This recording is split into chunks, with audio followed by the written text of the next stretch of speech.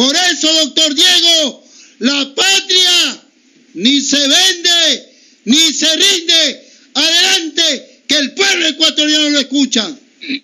Muy buenos días, un respetuoso y cordial saludo para todos quienes conforman esta familia radial tan importante y trascendente en el Ecuador. Un saludo y un agradecimiento expreso a su director, cuya mentalidad democrática y progresista, cuyo espíritu de defensa de las instituciones republicanas ha permitido durante varios años expresar ideas, puntos de vista, análisis, reflexiones y recomendaciones o sugerencias sobre lo que debemos hacer en nuestra patria. Queremos, pues, además de saludar al personal de la radio, hacerlo a los compañeros que contribuyen a la difusión de las ideas de esta corriente humanista, como es el caso de los compañeros Pepe, Raúl, Clever, César, Medardo y de todas las personas que contribuyen a difundir el análisis de lo que pasa en el país y las propuestas que realizamos como colectivo Ecuador Libre y Eterno.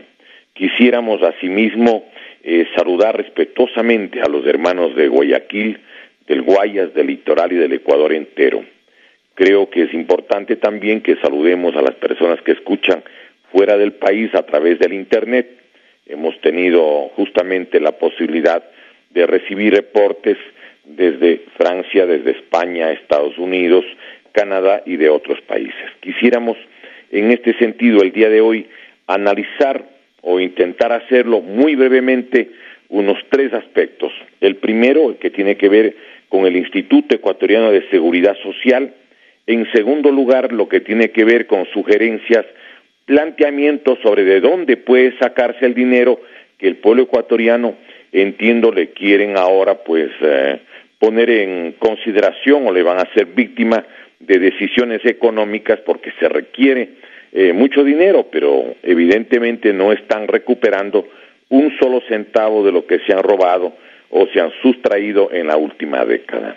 Quisiéramos finalmente hacer una reflexión sobre aspectos que quedaron pendientes en torno a la seguridad del país y a, diríamos, circunstancias en lo que tiene que ver con el conflicto en la frontera norte y lo que tiene que ver con la realidad, digamos, de la actividad ilegal en el caso del negocio de estupefacientes y otros aspectos.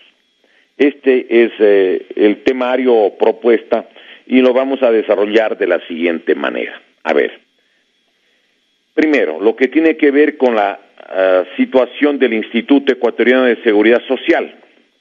Quisiéramos recordar que hay una resolución de la Superintendencia de Bancos, la resolución SB, de grande, _2015-742, mediante el cual se decide y se declara reservada por 15 años todas las informaciones y los estudios actuariales del IES. La información la publicó Diario El Comercio el miércoles 24 de enero del 2018 en la página 5. De cumplirse dicha resolución que anunció el señor director del IES que van a sacar información, pues si no se quita este carácter reservado, no se podría conocer lo que pasa en el IES hasta el año 2030. Recordemos que el señor Contralor encargado, el doctor Pablo Celi, señaló de que no tienen la información del IES porque a pesar de que había una auditoría colectiva, una veeduría con distinguidas personalidades, el IES no mandó la información, es decir, están bloqueando los datos. Quisiéramos además recordar que conforme el artículo 72 del Código Monetario, allí se establece que quien divulgue información sometida a sigilo será sancionado con una multa de 25 salarios básicos unificados sin perjuicio de la responsabilidad penal.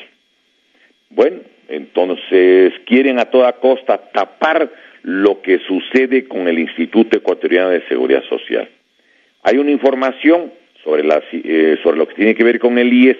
En esta semana dijo el señor ministro Carvajal de que prácticamente estaba en quiebra. Después trató de señalar que ha sido una frase coloquial. En todo caso, la palabra quiebra es quiebra.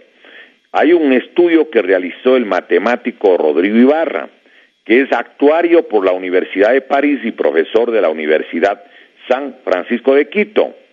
Él señala que con los actuales fondos que tiene el IES ahora, llegarían a cubrir máximo los aportes para los jubilados del año 2021. En el año 2022 requerirían obtener un préstamo de cuando menos 1.800 millones de dólares para cubrir esas obligaciones. Lo difundió Diario El Comercio el domingo 21 de enero del 2018 en la página 4. Óigame, habría fondos para los jubilados hasta el año 2021 y después habrá que ver de dónde se saque el dinero.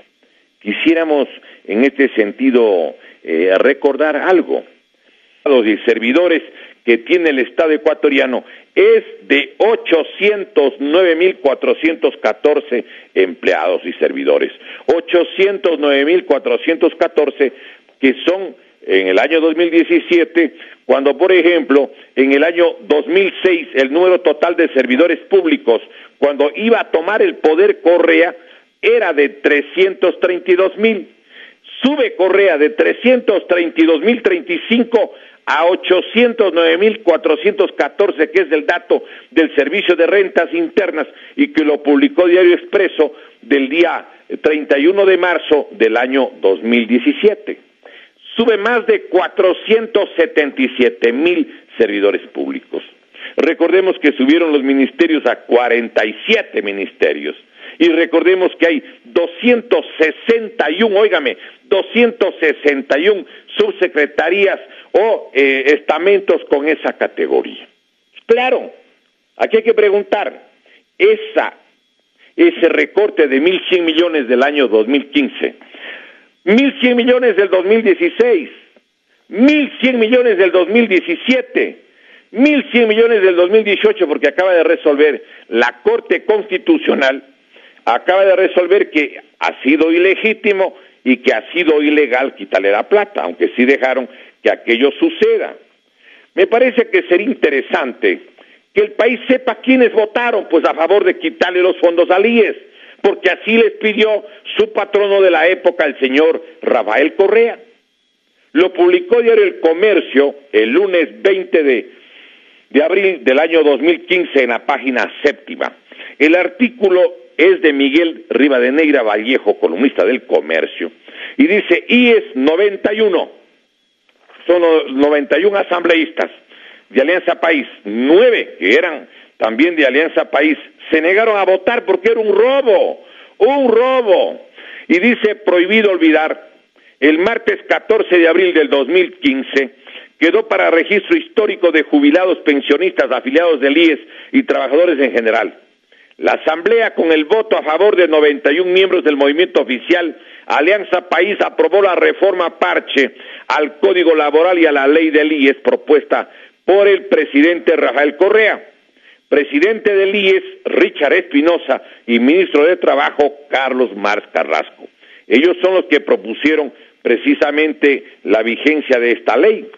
Esta nueva ley en la que le cortaban el 40%, se llama la Ley Orgánica de Justicia Laboral y Reconocimiento del Trabajo del Hogar, publicado en el tercer suplemento del lunes 20 de abril del 2015, donde desaparece la norma 237 del 40% obligatorio cada año, conforme lo ordena en forma imperativa el artículo 371 de la Constitución. ¿Quiénes votaron? Recordemos, lo que no había pasado en 72 años, el gobierno que hablaba y se llenaba la boca de la defensa del pueblo y bla, bla, bla. Miren ustedes, aquí está la lista. Para registro histórico, según la Secretaría de la Asamblea Nacional, los 91 asambleístas que aprobaron, para que el país les recuerde, son los siguientes, entre comillas: Betty Carrillo, Mauro Andino, Gabriela Rivadeneira, Raúl Abad, Armando Aguilar, Lenín Morales, Linda Machuca, Dora Aguirre, Mariana Albán, Kerly Torres, María Ángel Muñoz, Luis Monge, Alberto Arias, Marcia Arregui, José Márquez, Carlos Bergman, Galo Borja, Lidia Paredes, Richard Calderón, Javier Casanova, María Carrión, Susana Cajas, Juan Casinelli, Fausto Cayambe, Olger Chávez, Beethoven Chica, Edgar Córdoba, Pedro Macías, Ulises de la Cruz, Adriana de la Cruz, Pamela Falconín, Rosángela Montiel, María Galván, Vanessa Larrea, William Garzón, Gina Godoy, Miriam González, Alex Guamán, Gilberto Guamagate, Sobeida Gudiño, Verónica Guevara, María Gutiérrez, Isabel Mosquera, Nicolás Isa, Betty Jerez, Omar Juez, Esther Ortiz, María Soledad Buendía, Marcela Guiñaga, Esteban Melo, Raúl Tobar, Elvira Muñoz, Rosana Alvarado, Alexandra Ocles, Paola Paón, Gladys Padrón, Raúl Patiño, Diana Peña, Jimena Peña, Marisol Peñafiel, Jimena Ponce, Jenny Pillajo, Richard Farfán, Gabriel Rivera, Ángel Rivero, María Reynoso, Verónica Arias, Lautaro Sáenz, Guadalupe Salazar, Elena Vaca, Aníbal Moya, Nelson Serrano, Fausto Terán, Rocío Valareso, Byron Valle, Rodrigo Collahuaso, Carmen Intriago, Manuel Solórzano, Carlos Tupiza, Carlos Velasco, Marlene Vélez, Mary Verduga, Alejandra Vicuña, Ángel Vilema, Javier Villacreces, Diego Vintimilla, Carlos Viteri, José Zambrano, Eduardo Zambrano, Noralma Zambrano y Felicita Obando. Artículo de Miguel Rivadeneira Vallejo, que ha tenido la gentileza y la bondad para que los afiliados, los jubilados, los pensionistas nunca olviden quién tomó la decisión de retirarle los fondos del IES, del Instituto Ecuatoriano de Seguridad Social, violando el artículo 371 de la Constitución. Lo publicó Diario El Comercio, lunes 20 de abril del 2015, página 7. La decisión la tomaron el martes 14 de abril del 2015. ¿Alguien puede reclamar y decir, pero yo no voté? No, señor, es la lista certificada de la Asamblea Nacional. Me recuerda que cuando fueron algunos jerarcas judíos a reclamarle a Poncio Pilato y le dijeron que por qué ha puesto Inri, rey de los judíos, él le respondió, escrito está. Quienes votaron están ahí. No es nuestra culpa los que votaron o no votaron, eran que voten de otra manera. La culpa del crimen nunca es el cuchillo, es de quien toma el cuchillo. Pero hay que dar una salida, una propuesta. ¿Qué sugerimos nosotros en torno a esto? Yo creo que debe haber una reforma constitucional que respete a los dueños reales del Instituto Ecuatoriano de Seguridad Social, el IES, los trabajadores y los jubilados. ¿Por qué no se hace que tenga una representación bipartita y que tenga una representación los sectores empresariales y el gobierno, que tengan derecho a voz, que fiscalicen al mínimo todo lo que sea? Perfecto, pero la plata es de los trabajadores y jubilados. ¿Cómo es que han cogido 251 millones para una de las centrales hidroeléctricas que no funciona? Que hay un sobreprecio que valía 360 millones al inicio, ya está en más de 540 millones y no está funcionando. ¿Cómo es posible que hayan hecho eso? Ese dinero es de los trabajadores y jubilados. Y entonces, claro, está yendo al colapso el IES, pero se hacen aquí los desentendidos. En Grecia se cogieron la plata de la seguridad social griega y les rebajaron de un tajo el 40% del total de las jubilaciones. Y los jubilados tenían que salir a las calles a reclamar que por favor les hagan un alza porque con eso no podían vivir. En un solo día, tanto en Madrid como luego, por ejemplo, en Atenas, los ancianos, muchos de ellos tuvieron que dejar miles de mascotas en el centro de las capitales de España y de Grecia porque no tenían cómo dar de comer a sus mascotas. Imagínense ustedes el extremo de la penuria a la que llegaron. Estas políticas de la globalización. Es necesario igualmente, sí, que exista una elección universal de los delegados, de los trabajadores y de los jubilados. Tiene que asimilarse al delito de peculado para que resulte imprescriptible cualquier mal manejo de los fondos del IES. No ha existido todavía una fiscalización sobre el IES. Nadie sabe qué ha pasado ahí en el IES. Es un agujero negro que no ha sido tocado desde el año 2007, desde que llegó Correa. Y yo quiero recordar además un hecho final sobre la cuestión del IES. La deuda del IES era de aproximadamente 4.500 millones de dólares, 4.557 millones. Así lo denunció el propio director del IES, un ingeniero Rubén Flores. ¿Pero qué pasó? Decidieron pagarle al IES del siguiente modo. Se supone que el dinero del IES salió una época en sucres. Por ejemplo, si le daban 100 sucres en la década del 70 o a inicios del 80, en 100 sucres habían $4. $4. Pero 100 sucres, de hecho cuenta, luego de la dolarización valía 40 centavos, 40 centésimas de un centavo, porque el centavo vale 250 sucres cuando el dólar pusieron la paridad a 25,000 el dólar. ¿Qué hicieron? Sumaron todas las platas desde el año de todas las deudas anteriores y dividieron para 25,000. En vez de pagar 4.500 millones, pagaron o dijeron que han pagado 884 millones y fueron con un cheque grandote y dijeron, señores, aquí está pagado. Ya no le debemos nada al IES, le hemos pagado. Aquí está, 884 en la foto. Y a la tarde se fueron llevando la plata o el cheque, sí, nada más, diciendo que iban a utilizar el dinero de los trabajadores y los jubilados sin que opinen los dueños, los trabajadores y jubilados, dizque para invertir en centrales hidroeléctricas. Allí nadie ha podido hacer nada. La Asamblea Nacional no funcionó. La Comisión de Fiscalización y Control Político jamás actuó.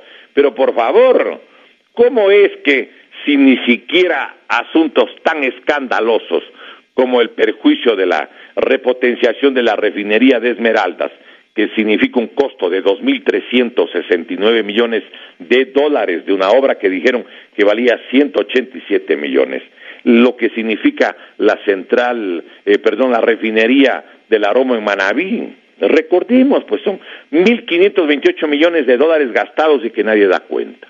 Entonces, compatriotas, aquí tiene que haber una investigación seria. Pero los jubilados tienen que organizadamente defenderse. Si es que no se defienden los jubilados, tenemos un espejo en España y un espejo en Grecia. Señores, si ustedes quieren dejarse robar, no se muevan, ten mano sobre mano pensando que nada va a pasar y luego un día van a encontrar que ya no tienen plata. Así es, exactamente las mismas políticas de Grecia, las mismas políticas de España, las mismas políticas de saqueo en todo el mundo. Y yo quisiera recordar que esto no puede pasar. Esto tiene que la gente reaccionar, porque se les están yendo a robar el dinero para que ustedes mismos vivan.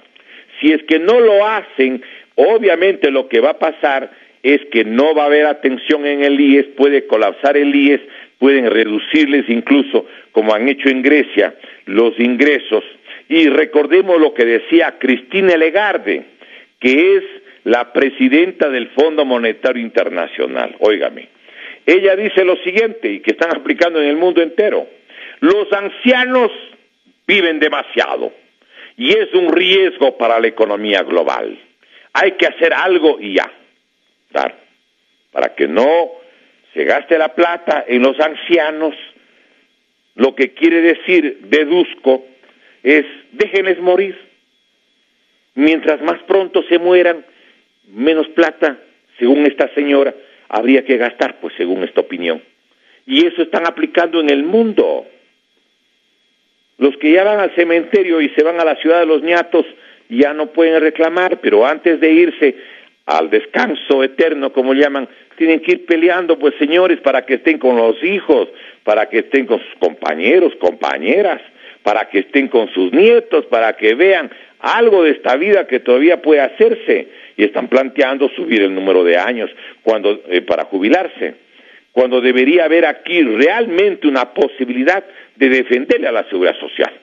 proteger a lo que significa todos, a los afiliados, a los jubilados, que muchos de ellos forzosamente salieron de sus fuentes de trabajo por decisión del fascismo del siglo XXI encabezado por Correa. Y esto tiene que la gente saber y la gente tiene que recordar. Dice, ya miremos para adelante. Sí, señor, miramos para adelante, pero no nos olvidamos del pasado. Este es un tema que no queríamos dejar de abordar. Hay muchos aspectos, mucha información que nos habría gustado igualmente hacer relación, como la venta, por ejemplo, de 920 millones en bienes que hicieron hace 2 años, incluyendo la venta del Hotel Quito en 30 millones de dólares, o cómo se dejaron que se venda Huapán, que también era del IES. Nadie da cuenta los precios del metro de construcción, mientras la Junta de Beneficencia de Guayaquil dice que cuesta 1.100 millones, los hospitales de la época de Espinosa en el IES están sobre los 2.600 millones, de acuerdo a datos del ingeniero Pita, presidente justamente del gremio de los constructores de Guayaquil. Pero el Ecuador tiene que saber la verdad. Como dice el Evangelio, los más grandes secretos un día se vocearán en las terrazas. Alguna gente supuso que nadie jamás iba a enterar, por ejemplo, de quienes votaron para que les quiten los recursos a los jubilados y al IES. Hoy hemos dado a difusión en este importantísimo medio de comunicación plural y democrático. Primer tema, lo del IES. Segundo tema que queríamos abordar. Estamos en una crisis. Ya lo reconocen, por fin lo reconocen. Recordemos que el señor ministro de la Política, el sociólogo Carvajal, reconoce y dice de que no hay plata. Sí, señores, que tenemos dificultad, dice, hablando del gobierno, de conseguir los recursos incluso para pagar los sueldos. Entonces aquí viene una reflexión básica. Si no había la plata ya, si ya no hay la plata todavía, que no la hay, es obvio que eso explica por qué desesperada y frenéticamente el gobierno de Correa pretendía meter la moneda electrónica. Claro, como no hay plata, entonces la gente, vamos a darle la platita en el teléfono celular. Y los dólares iban a manos del Banco Central, y vía Banco Central podía ir a parar en manos de los que administraban el país. Se llevaban hasta el último dólar y la gente encantada con el teléfono celular con dólares electrónicos sin respaldo. ¿Qué les parece? Ahí está explicado por qué querían la moneda electrónica. Moneda electrónica que Alemania no acepta. No acepta, señor. Vienen con el cuento que en otro país, en tal parte, están aceptando. Puede. Pero además es una forma de control sobre la población, pues si alguien tiene el teléfono y la moneda electrónica, ¿qué le va a pasar? Que solamente, ¿sí? ¿Qué va a pasar? Que todo lo que compre queda registrado, todo. Es una forma además de espionaje absoluto sobre los gastos de cada persona. El tipo de remedio que compró le puede determinar el tipo de dolencia que tenía, el tipo de libro que compró puede determinar cuáles las inclinaciones no solo literarias sino políticas, si compra el Mein Kampf de Hitler o compra el Estado y la Revolución de Lenin, o si compra las venas abiertas de América Latina de Eduardo Galeano. Todo va a quedar registrado. Esa era la aspiración, parte de la política de la globalización. Pero además hay una cosa lógica. ¿Qué habría sucedido si a pesar de la moneda electrónica un día ya no tenía cómo pagar? Porque ya no hay dólares, como ya lo reconoce el señor ministro. Pues sencillamente podrían decir, aquí tenemos unas moneditas nuevitas, unos billetitos nuevitos, pónganse en fila que les vamos a pagar. Como opción, como posibilidad, como hipótesis, ¿se podría descartar eso? No, pues, es la lógica de los hechos. Pero se necesita la plata. ¿Qué se hace? ¿De dónde se saca la plata? Primero, el dinero tiene que salir, pues señores, si están reconociendo el más importante organismo de carácter moral de este país, como es la Comisión Nacional Anticorrupción, ¿sí? Ellos han hecho un cálculo que el monto de lo que se han llevado, de lo que se han robado del país es de $36.695 millones de dólares. 35.695 millones. Que es una cantidad que supera todo el presupuesto del Estado del año 2018. El presupuesto del 2018, la propuesta inicial, era de 34.300 millones. Ya les han detectado hasta ahora los miembros de la Comisión Nacional Anticorrupción que se han robado 35.695 millones de dólares. Y la pregunta que cabe aquí es la siguiente. El señor presidente va a cumplir el 25% de toda su gestión el próximo 24 de mayo. Pero, señor presidente, no se ha recuperado, no digo $1, $1 de 35.695 millones de dólares. Estamos hablando de un chimborazo de oro, de un Cotopaxi lleno de gemas y piedras preciosas. ¿Cómo pueden haberse robado 35.695 millones y no se recupera la plata? Y entonces quieren tomar medidas económicas, ¿para qué? Para sustituir la plata robada, pues. No es justo. No es justo. Somos un país de gente sencilla, pero no tan ingenua como para no caer en cuenta lo que quieren hacerle al pueblo del Ecuador. Hay que recuperar el patrimonio social y nacional. Los malandrines que ameritaron que con toda razón usted les diga que son una mafia, si se han robado 35.695 millones, haga algo, por favor, señor presidente.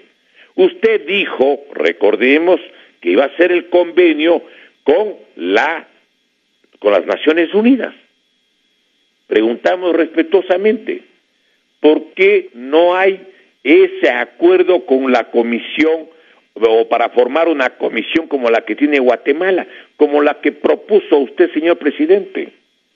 En Guatemala existe lo que se llama la Comisión Internacional contra la Impunidad de Guatemala, CICIG, la CICIG. Esta comisión que existe en Guatemala no le cuesta un centavo a Guatemala porque son funcionarios de las Naciones Unidas. Las Naciones Unidas tendrán 30, 40, 50 mil empleados en todo el mundo. Cogen 3, 4, 5 y le mandan a Guatemala o al país que pida. Todas las denuncias que hace la Comisión Internacional contra la Impunidad de Guatemala dejan en manos de las autoridades de Guatemala y son juzgados con las leyes de Guatemala. Pero claro, ya están 2 presidentes y hay una cantidad de ministros y una cantidad de angelitos que están presos. Hay que preguntar, ¿qué recelo existe? ¿Qué precaución le impide, señor presidente, cumplir con su solemne palabra? Segunda posibilidad, ¿por qué, señor presidente, usted que con decreto ejecutivo creó una inútil comisión que se llama la Comisión de Transparencia, recordemos, no le brinda mejor ahora sí el apoyo a la Comisión Nacional Anticorrupción para que obtenga toda la información que requiere y que ahora se le niega? No le dan ni información.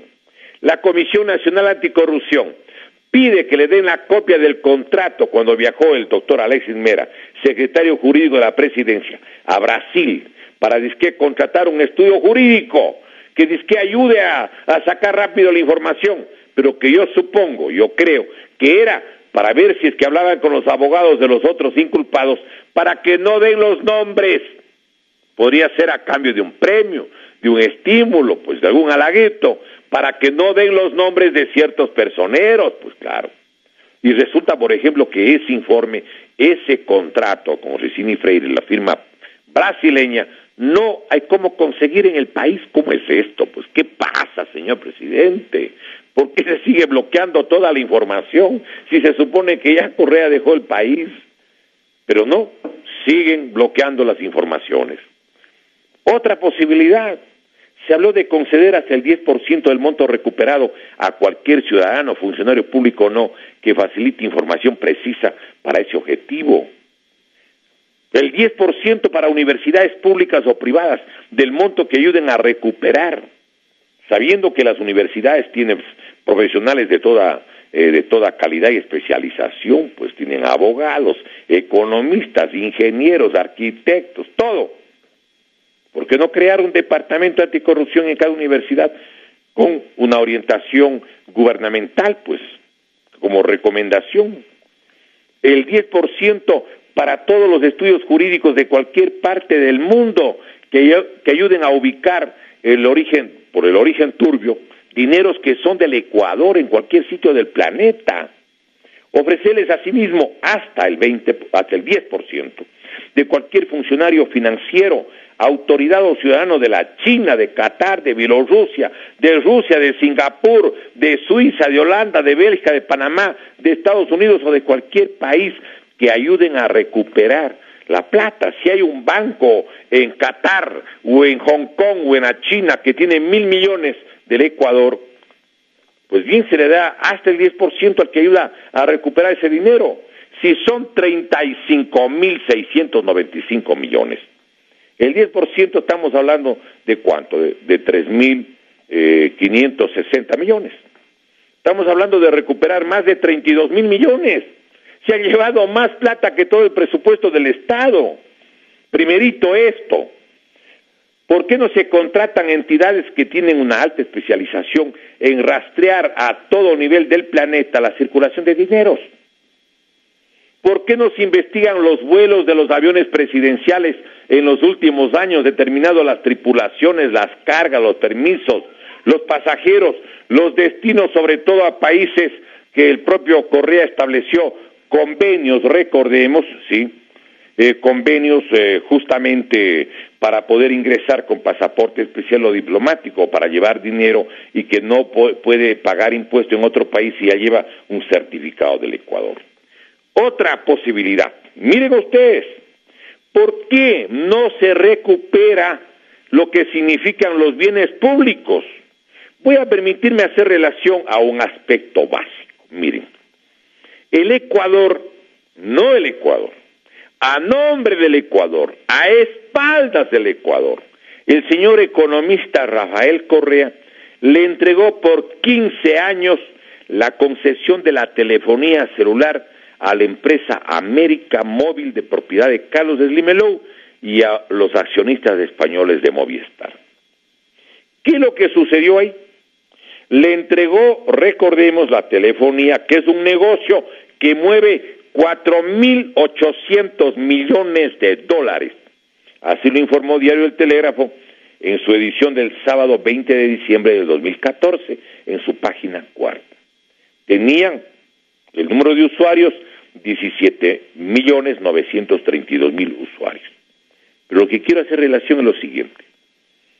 Según la entonces legisladora Paola Pavón, quien luego fue ministra de la Política, conforme declaración a nombre de la Asamblea Nacional recogida el viernes 24 de octubre del 2014 en la página tercera en el diario oficial El Telégrafo, esta distinguida dama reconoce que la ganancia, óigame, de la empresa de Carlos Slim, de la empresa Claro, es de 2,046 millones de dólares.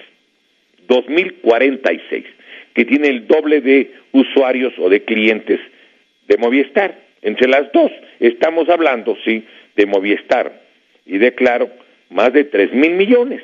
3,000 millones de dólares al año. 3,000 millones de dólares al año. 250 millones al mes.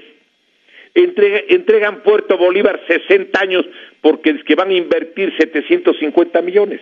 El equivalente de 3 meses de telefonía celular. Que entregan Posorja 50 años a la empresa de Ahmed bin Sulayem, el sultán de Dubái, y a la empresa Novis de la señora Isabel Noboa le dan el 20% por 50 años porque van a invertir 1,200 millones. 1,200 millones es menos de 5 meses de los ingresos de la telefonía celular que se dio Correa. Hágame el favor. Todo lo que es la explotación de oro, donde es que van a sacar en Fruta del Norte, en la cordillera del Cóndor, en Zamora Chinchipe, en el límite con el Perú, dicen que les cuesta 650 millones de dólares. Menos de 3 meses de lo que significa la telefonía celular en cuanto a ingresos o ganancias. 3 meses son 750, gastan 650 y van a llevarse en oro 10.700 millones de dólares. ¿Qué hacer ahí?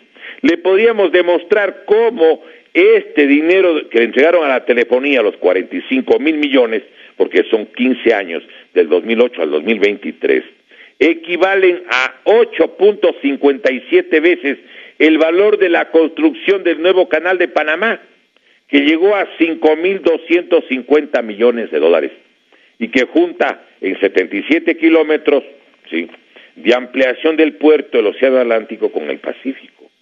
Equivale a 5.57 veces el monto total del atraco bancario del 98 y del 99. Incluso ya le hicimos llegar el 26 de septiembre, señor presidente, a nombre del colectivo Ecuador Libre y Eterno, la propuesta redactada. ¿Por qué no llama a consulta del pueblo?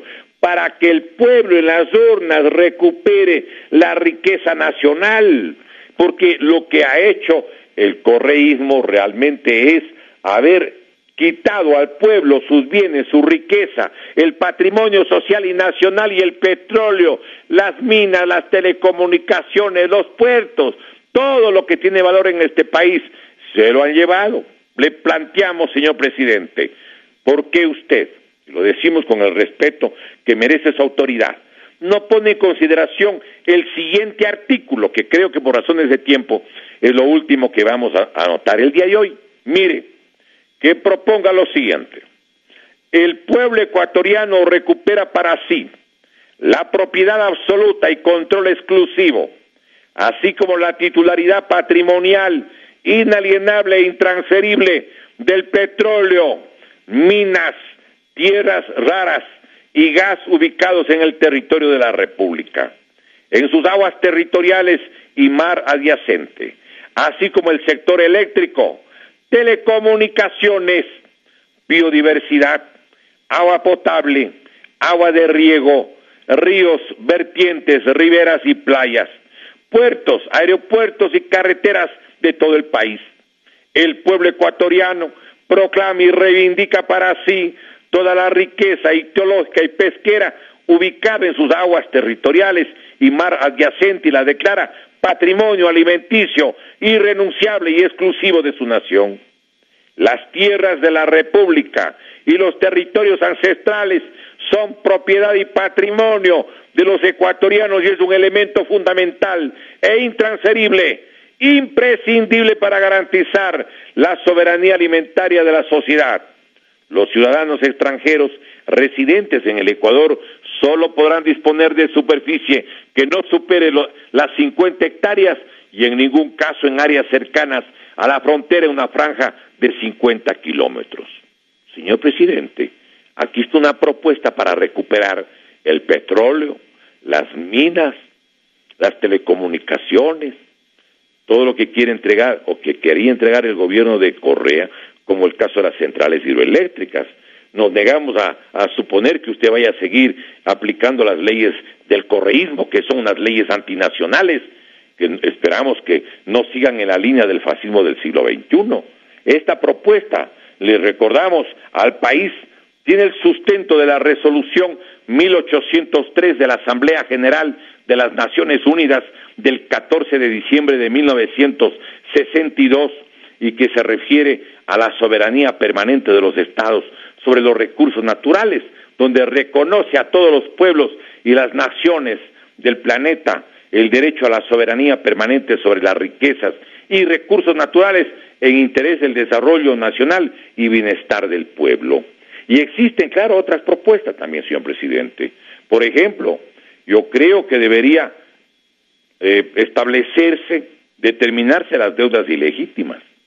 Debería establecerse mecanismos de obra pública para contratación, pero solo hasta que recuperen la inversión, no dándoles hasta 60, 50 años concesiones, no, fiscalización conjunta como se hizo con el puente del río Guayas. Tiene que, por ejemplo, establecerse límites. No puede ser que exista una élite de 38.700 funcionarios que lleven ellos 2.248 millones de dólares al año. casi 9,000 millones en 4 años. Yo creo que hay que reinstitucionalizarle al país, hay que salvarle al IES. El IES podría aportar... Compañero Diego, disculpe que le interrumpamos.